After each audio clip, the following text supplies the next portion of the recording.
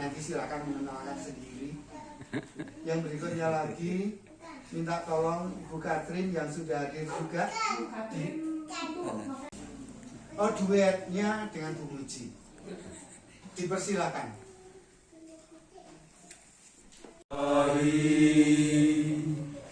Yesus Kristus Raja Sakti, pengembara amanat suci, penyembuh segala Bapa dan Putra dan Roh Kudus. Amin. Allah Bapa yang Maha Kasih, kami bersyukur kepadamu karena masa Prapaskah boleh Kau hadirkan di tengah-tengah kami.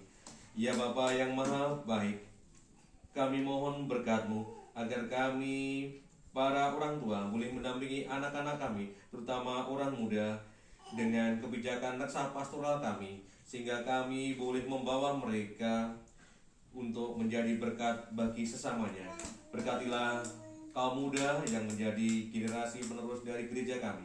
Kiranya berkat-Mu Kau limpahkan kepada mereka semuanya, sehingga mereka sungguh-sungguh boleh menumbuh kembangkan iman mereka, dan boleh bertumbuh bersama-sama dengan kami semuanya untuk tetap mewartakan kerajaan-Mu dimanapun mereka berada. Engkau yang selalu kami puji, kami muliakan dari dahulu kini dan sepanjang segala masa. Amin. Bapak, Ibu, dan saudara-saudari yang dikasihi Tuhan, pada masa Prapaskah ini, Keuskupan Bogor mengambil tema memberdayakan orang muda dengan reksa pastoral. Artinya kita diajak untuk lebih memberdayakan segala potensi yang ada untuk kaum muda kita lewat kebijakan-kebijakan dari keuskupan ataupun paroki, keputusan tentang kebijakan tentang penggembalaan umat, terutama untuk kaum muda. Bapak, Ibu, dan saudara yang dikasihi Tuhan, masih segar dalam ingatan kita ketika kunjungan pastoral Paus Fransiskus ke Indonesia. Dalam kunjungannya, Paus Fransiskus memberi perhatian khusus kepada orang muda. Bahkan beliau mengagendakan pertemuan khusus dan menyapa serta bertemu dengan 200 orang muda dari berbagai wilayah dan dengan latar belakang sosial, budaya, dan agama.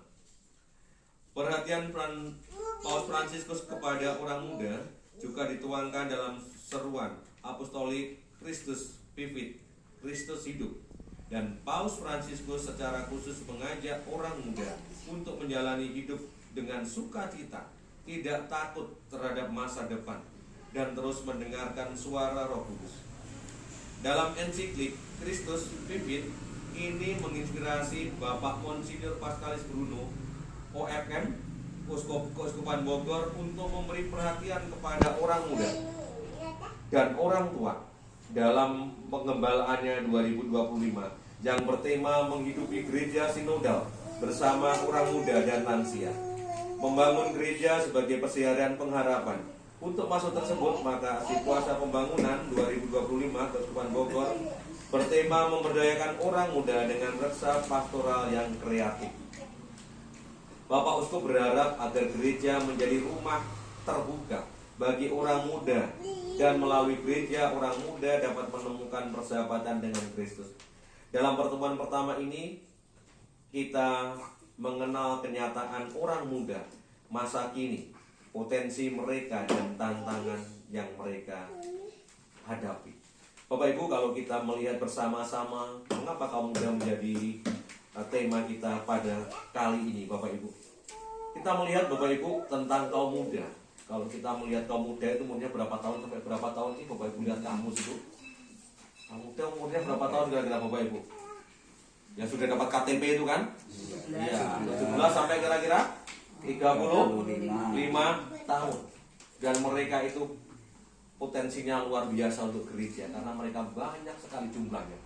Tetapi di dalam itu, Bapak Ibu, selain mereka energik, mereka dinamis, antusias, kreatif, inovatif, inspiratif, dan mereka itu juga menginginkan perubahan, tapi disadari juga ternyata ada hal yang bersifat agak negatif untuk kaum muda kita, terutama generasi Z ini. Ada spontannya, ada instannya, mudah bosan, ingin bebas,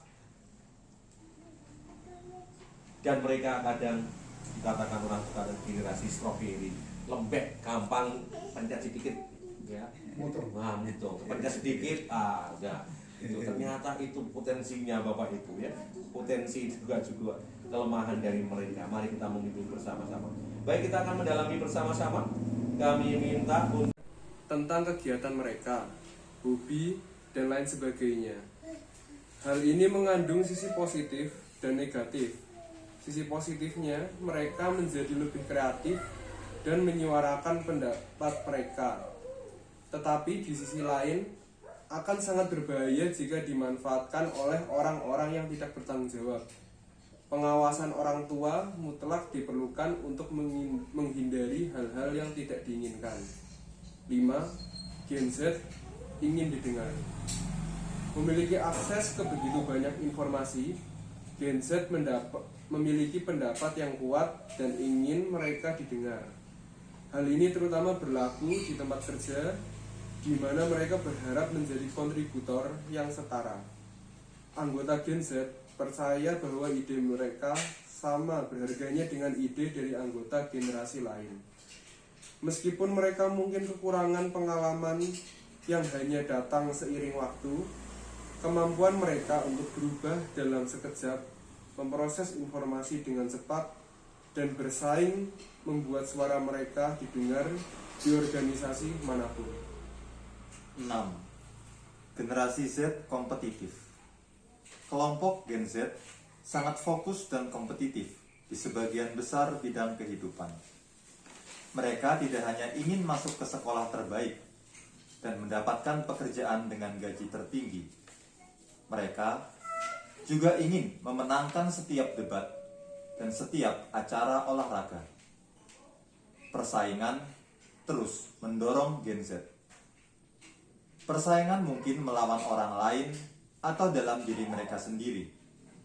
Dan persaingan melawan waktu adalah konstan. Mereka menginginkan apa yang mereka inginkan sekarang. Kesabaran adalah seni yang hilang dengan Gen Z. Dikarenakan mengetahui bahwa mereka harus bertindak cepat untuk mendapatkan apa yang mereka inginkan, karena takut orang lain akan mengalahkan mereka. 7. Cocok belajar di startup. Perusahaan rintisan atau startup cocok menjadi tempat belajar Gen Z ini. Generasi ini bisa dikatakan suka dan cocok untuk bekerja di perusahaan startup. Sebab perusahaan masih mempunyai ruang untuk mereka belajar dan berkembang. Selain itu, perusahaan startup juga banyak melakukan pekerjaan sekaligus, memiliki banyak tantangan sebagai ajang aktualisasi diri, serta membutuhkan kreativitas. Baik, terima kasih. Baik Bapak Ibu, sebelum dilanjutkan, supaya Bapak Ibu tidak penasaran, kita perkenalan dulu, silahkan. Fraternya memperkenalkan diri. Ini siapa, frater apa gitu kan, terus apa. Perkenalkan, nama saya Frater Kristo. Kristo itu lahirnya di Tangerang, di Karawaci. Tetapi selama 2 tahun ini saya dinovisiat di Sonta di Ungaran, Semarang, sebagai novis Serikat Yesus, Ordo Serikat Yesus tahun yang kedua. Dan kami berdua sedang menjalani disebutnya probasi gitu ya, pengalaman bekerja di peternakan Iban itu bersama Pak Ngatijo selama 5 minggu. Jadi kami akan berakhir sampai tanggal 22 Maret besok. Ini sudah hampir sebulan sudah masuk. Begitu kurang lebih dari saya. Selamat sore Bapak Ibu. Selamat sore. Perkenalkan, nama saya Frater Arsi. Saya asalnya dari Semarang dan sekarang saya juga menjadi novis di novisiat Santo Stanislas Kostka Giri Sonta di Semarang bersama dengan Pater Kristo, dan juga saya juga sedang menjalani kerja gitu di peternakan ayam hiban di Cijerui sama Pak Ngadijo gitu. Terima kasih. Baik, terima kasih Bu. Yaitu tadi cepat belajar, terus mahir dalam teknologi, suka berkomunikasi secara dunia maya, suka mengumbar privasi, dan ingin didengar. Dan yang nomor 6, kompetitif tadi apa sih? Kompetitif. Ya. Usaha untuk selalu bersaing. Ya, sama kreativitas mereka tersalurkan karena mereka punya kreatif yang tinggi, punya daya juang yang bagus juga. Satu diberi wahana, lalu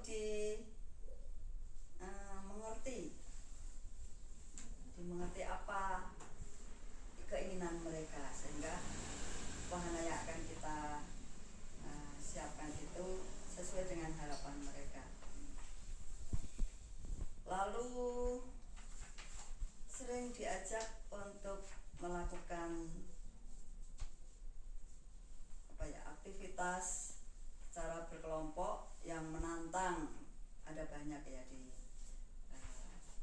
anak muda itu sangat suka kalau diberi tantangan, baik yang sifatnya permainan maupun yang nantinya bisa menyalurkan kreativitas mereka tersebut.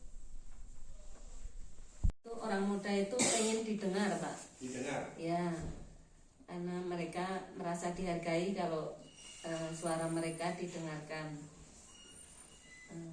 Terus kemudian apa, Bu? Ini yang nomor 3. Nomor 2 apa 3? Nomor 2 apa 3? Nomor 3. Nomor 2. Oh, nomor 3. Boleh langsung lanjut sebentar. Nomor 2 apakah cukup? Ada tambahan lagi? Cukup. Udah gak sabar nomor 3. Nomor 3. Baik, ada tambahan lagi Bapak Ibu? Dan karakteristik unik mereka. Itulah bagaimana mengoptimalkan anak muda. Hal apa saja? Berarti pendidikan dan pembangunan. Berikutnya lagi pengembangan keterampilan dan juga pengalaman belajar yang interaktif. Itulah yang perlu menjadikan perhatian bagaimana mengoptimalkan tentang anak muda, juga termasuk keterampilan sosial dan emosional. Cukup, Mas. Inovasi. Belajar dan inovasi. Menyalahkan gitu ya, maksudnya tidak mudah menyalahkan itu. Tidak gampang menyalahkan. Jadi Gen Z itu kan juga tadi ya butuh proses gitu, walaupun cepat belajar tapi terkadang mungkin dalam aksinya gitu ya, dalam proses belajarnya mereka masih jatuh, atau kadang baru tampil gitu udah kok aku mungkin disalahkan, atau aku mungkin dianggap gini gitu kan. Jadi mungkin ya anak-anak muda ya patut diapresiasi sedikit-sedikit gitulah, intinya dari awal 0 sampai 100 kan butuh 1, 2, 3 gitu. Jadi salah satunya juga mungkin bisa seperti itu. baik, terima kasih Pak. Ini antisosial. Oh, antisosial. Iya, antisosial. Kemudian yang jelas ketergantungan pada teknologi. Itu udah jelas. Tergantung teknologi, ketergantungan ya. Mungkin juga efeknya ke kesehatan mental yang menjadi kurang bagus ya. Dari saya cukup, Pak. Saya begini ya, ini hanya tidak mengeneralisasi saya, tapi yang kita Orang muda di Kupang punya keinginan, punya semangat, ingin menunjukkan diri, mau menunjukkan bahwa mereka punya potensi. Ada di dalam bacaan sana, orang muda Katolik Uskupan Kupang, Agung Kupang menunjukkan wajah, ingin menunjukkan wajahnya, tidak ingin tenggelam. Mereka tidak juga ingin tinggal nama dan tidak dikenal, maka mereka ingin aktif, mereka ingin menunjukkan bahwa mereka punya kemampuan. Jangan hanya dipandang. memposisikan anak yang belum memiliki kemampuan yang matang.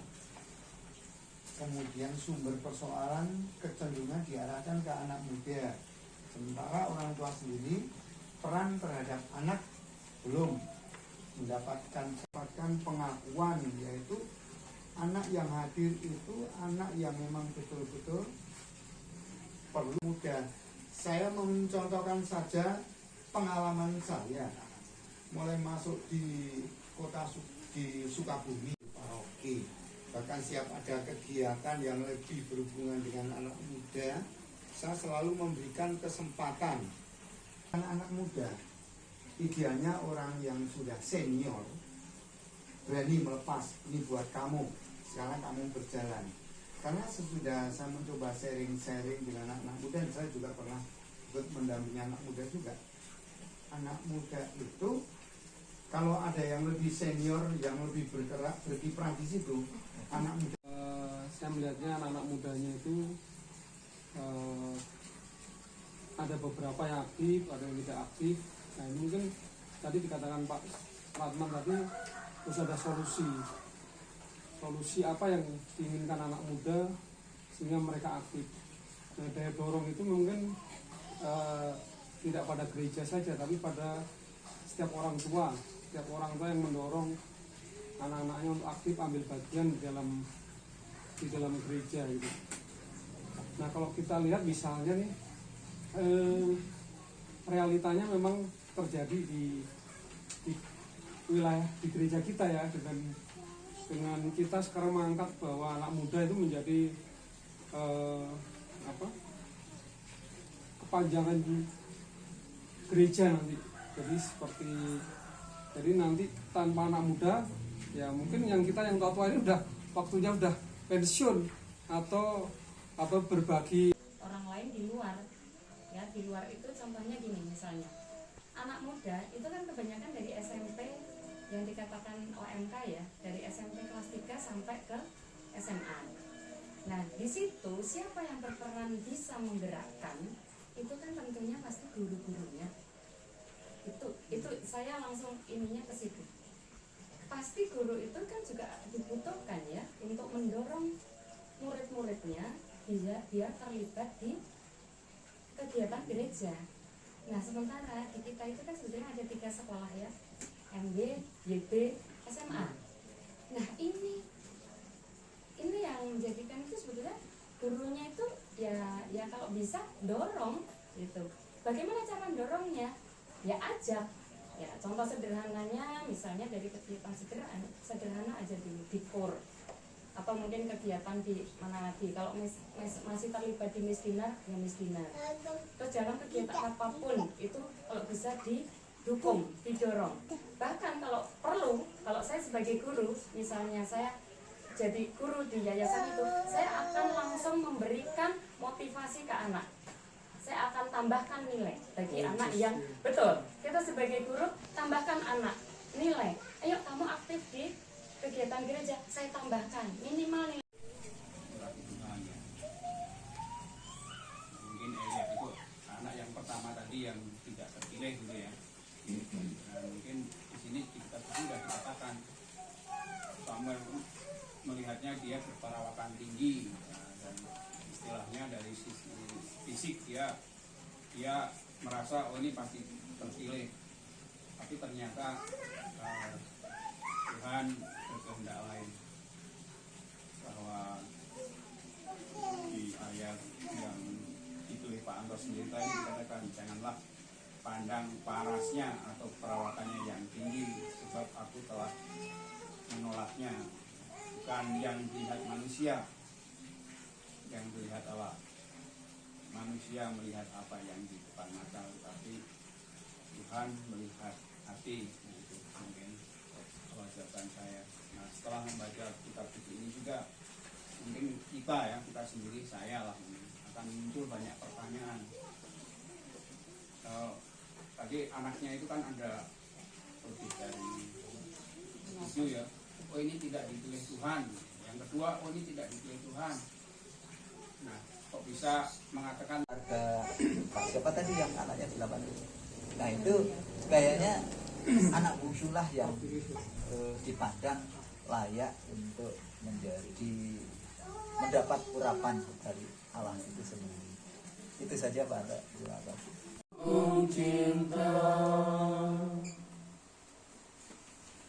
Mari kita diserah. Dalam nama Bapa dan Putra dan Roh Kudus. Amin. Semoga kasih dan berkat Tuhan selalu beserta kita sekarang dan selama-lamanya. Bapak, Ibu, dan saudara-saudari yang dikasihi Tuhan serta adik-adik, pada pertemuan ketiga ini kita bersama-sama akan mendalami bahwa Tuhan itu atau Allah ingin memberdayakan orang muda. Mengapa Tuhan memberdayakan orang muda? Karena sebetulnya kalau kita lihat di pertemuan pertama bahwa orang muda itu mempunyai banyak potensi yang luar biasa. Dan mereka kebanyakan dari anggota kita, anggota gereja ini kalau kita boleh dipresentasi,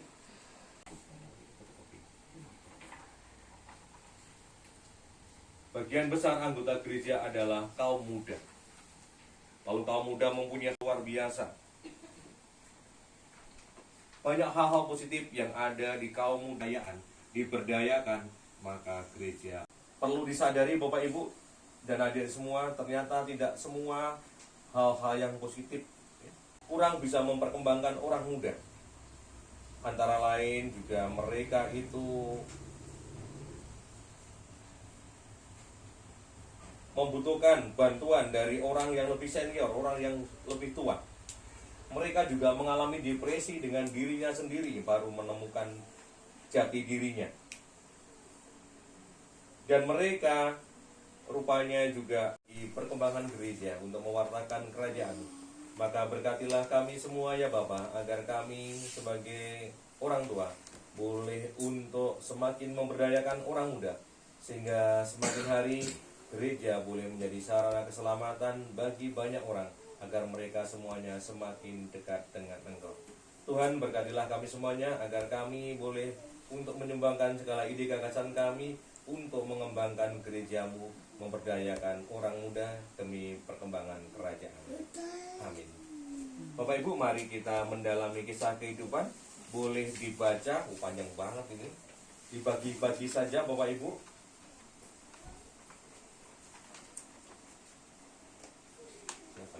Ibu Eni boleh minta tolong sampai dibaca itu yang sempat stres untuk anak-anak. Takut jangan-jangan ujian nggak bisa. Takut jangan-jangan nilaiku jangan-jangan dapat 0 ya. Jangan. Nah, itu namanya khawatir ya, atau khawatir. Ada lagi? Silakan, ada di bacaan tuh, silakan dicari, boleh. Yuk adik-adik cari. Boleh, ayo adik-adik boleh dicari supaya nggak khawatir gimana?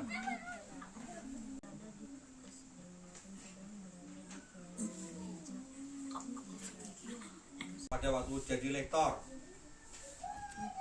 adik-adik pernah gledek nggak? Gemetaran pernah nggak kalau tampil di depan kelas? Lagi, Pak adik-adik, ada lagi nggak? Coba temukan lagi coba.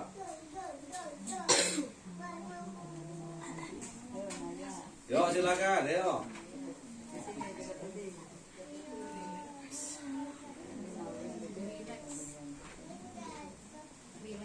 Relax, oke, relax yang kedua. Ya resepnya relax, tahu relax?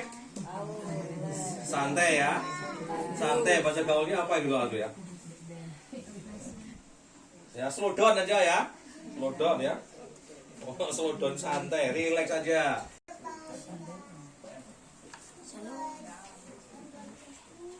Oke, apalagi, yo. Cukup kalau kita relax aja. Apapun itu namanya mandiri. Latihan mandiri dan latihan di rumah sama di gereja. Ya, di gereja ada pembimbingnya ya. Oke. Latihan sendiri di gereja sama di itu. Ada lagi? Menyerahkan diri kepada Tuhan. Iya, berserah pada Tuhan. Yang penting saya berusaha semaksimal mungkin ya. Berserah pada Tuhan. Oke. mau lomba apapun yang penting saya berbuat yang terbaik. Juara 1, 2, 3, 4, 5, 6 nggak usah dipikirin ya. Kalau terbaik biasanya dapat juara ya. Tapi kalau lain lebih baik ya nggak dapat juga, nggak apa-apa, jangan sampai kecewa begitu kan. Oke. Baik, ada lagi adik-adik, Bapak Ibu boleh menambahkan. Oke. Nah, baju di mana? Di luar tuh apa namanya? Yang bisa dimasukkan tuh apa? Kantong atau saku, ya. Masukkan ke saku. Yang terjadi apa? Tangannya? Iya, kayak penyakit kusta ya. Tahu kusta? Kusta itu apa? Kusta itu kayak penyakit borok-borok. Cuma nanti browsing internet ada apa ya? Menakutkan ya, menjijikkan ya. Oke. Terus masukkan ke kantong ya. Jadi kusta. Terus suruh ngapain lagi? Masukkan lagi, angkat lagi jadi sembuh. Dengan itu kira-kira udah percaya atau belum kira-kira? Apakah mereka kira-kira udah percaya ngomong? Ya saya kasih Arun yang pandai bicara. Oke, akhirnya bisa berangkat. Ada lagi? Adik-adik, Bapak Ibu ada lagi?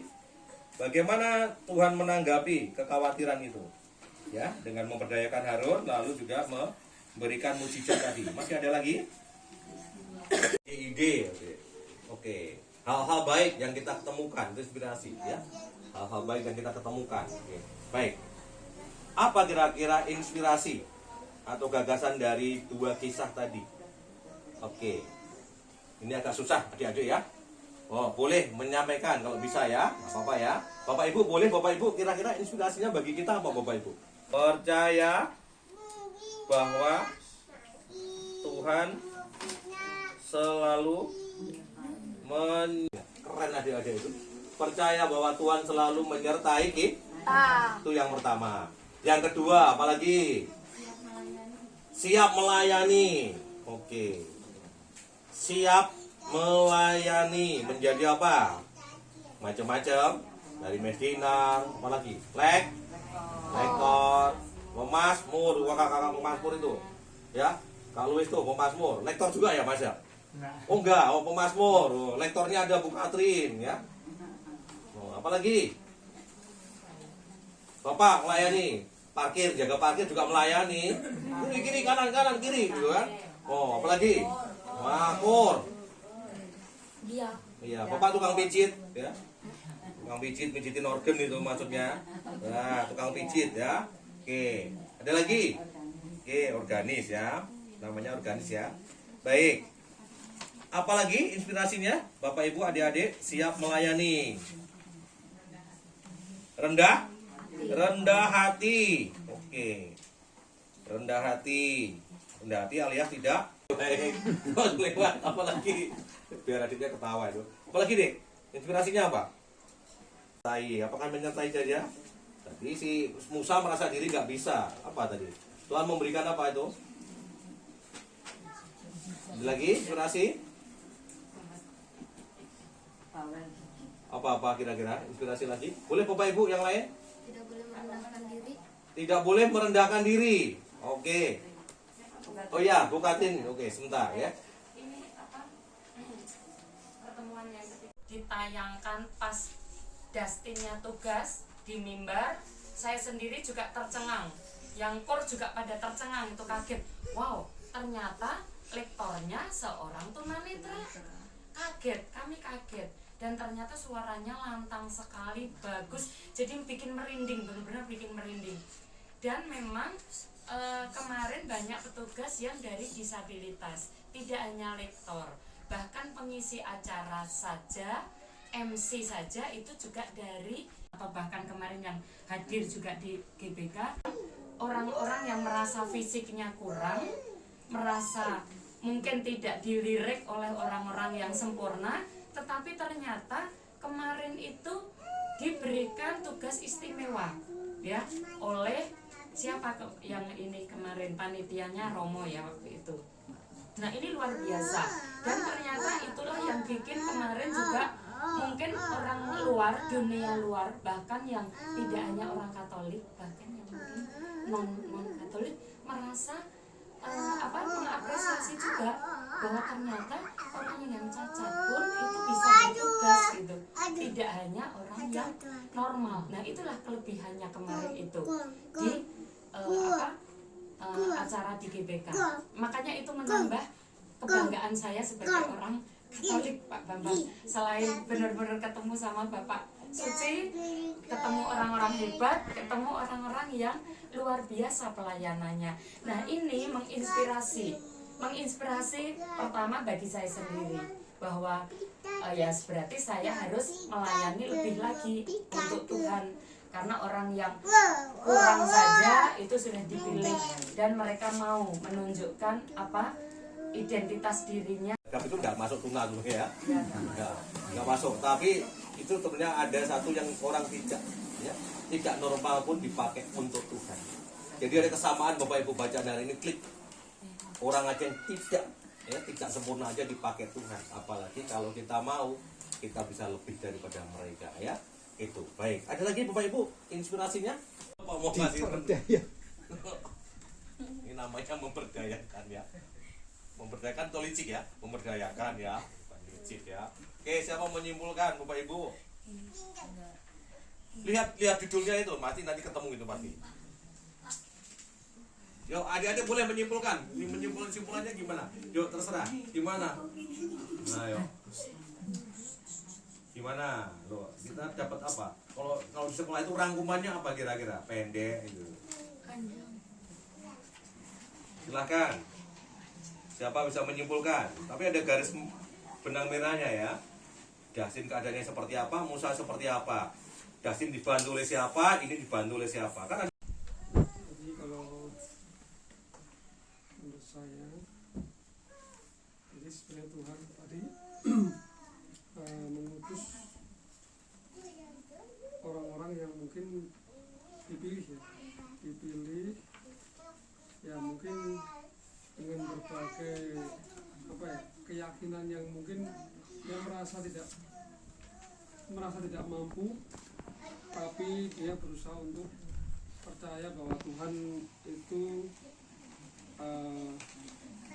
memberikan